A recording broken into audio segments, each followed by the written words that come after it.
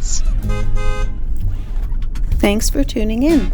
If you like this video, please give it a like, comment below, and take a moment to subscribe to our channel.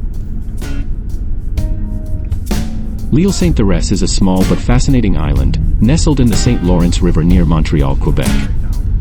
This island covers an area of about 7 square kilometers and has a coastline stretching over 18 kilometers.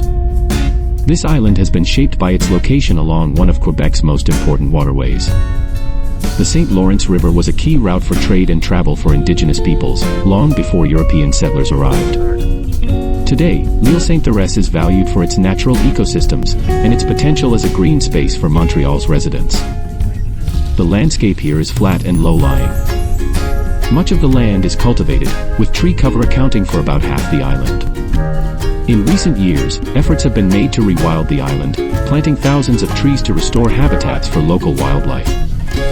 This project aims to make the island a hub for biodiversity, benefiting species of birds and aquatic life while combating shoreline erosion. One exciting initiative involves transforming the island into a green belt to support ecological health in Montreal's East End.